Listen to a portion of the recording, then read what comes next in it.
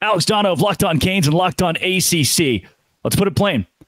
Will the ACC survive? Yes, they will survive. But what it's going to look like in 5 years, I don't know. I would say probably within the next 3 years, and I'm being conservative with that estimate because I know Florida State fans are like 3 years, it's going to be out in a year too. Yeah. But within the next 3 years, the ACC will be definitely without Florida State and Clemson. There's no question. Then if you project that out to 5 years, I could definitely see an ACC also without the likes of Miami, Louisville, Virginia. Now, with the North Carolina schools, it's tougher to predict, Drake, because there are political implications there as well, where, it seems as though the state government, and this is something my guy Kenton can speak on better than I can, but the state governments are very intertwined with NC State and North Carolina, specifically probably with Duke, although Duke and Wake Forest are private, but they're very intertwined with those schools. And there's really a push for them to remain in the ACC come hell or high water. But I could see a lot of these other schools not being in the ACC within the next 5 years. So I think what you're going to end up seeing down the road is there will still be something called the ACC, and it's, going to contain a lot of programs from the Atlantic coast and a few from Northern California, whatever sense that makes. But it's going to more resemble the AAC than it resembles the ACC right now. So I think the ACC will survive, but in what form, that's a little bit tougher to predict.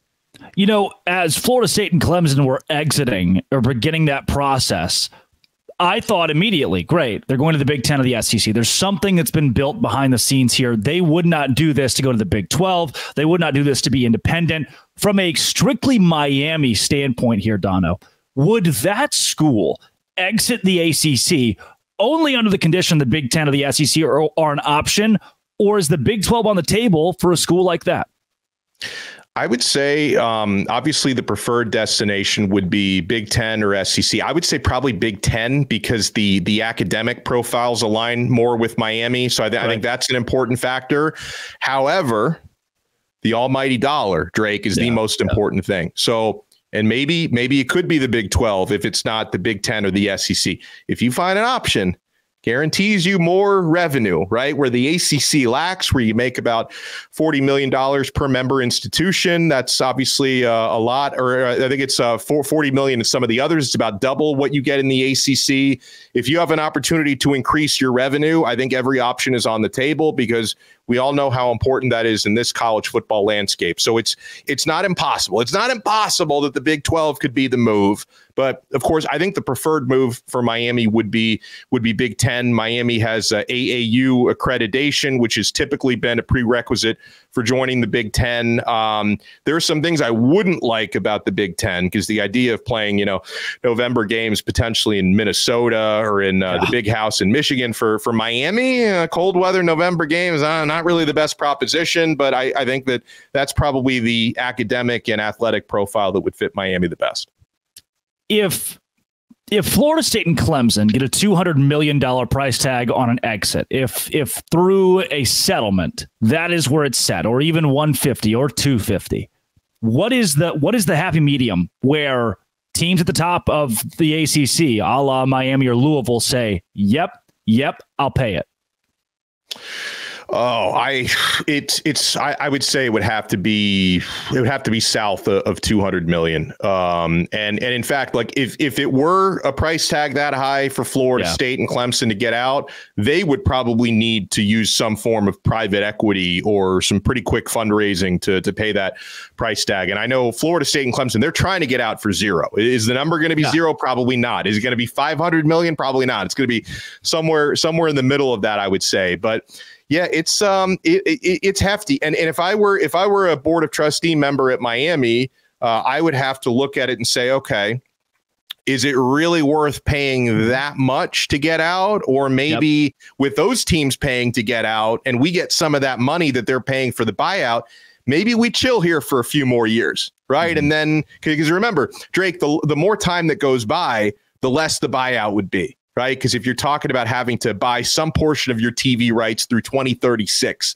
which is what we're at with the ACC, the longer you wait, the lower that buyout number would get. So you may reach a point where, I can speak a little bit more for although I can't speak for the board of trustees. I want to make that clear. I'm not on the board. I can speak a little bit more for Miami than I can speak from these other schools. But if you're a Miami, a Louisville, a Virginia, whoever, you might sit back and say, okay, well, we definitely want to get out. But if we wait an extra 3, 4, 5 years, we can get out for a lot less while we enjoy some of that money in the meantime.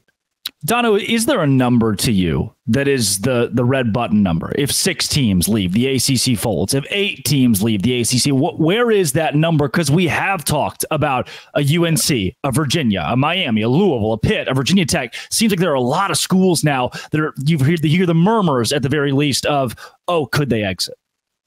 I don't know if there's a it would really have to get to a point where enough teams leave and the others just decide we want to make a majority vote to dissolve the conference, because they have that power. And so I don't know what that magic number is of how many teams leaving, but obviously if you were to hold a vote today, obviously which way Cal, Stanford, and SMU are going to join the conference. And listen, Miami did have a history of voting in favor recently for kind of keeping the conference together. So maybe their vote would go in that direction, for as much as I may not like that.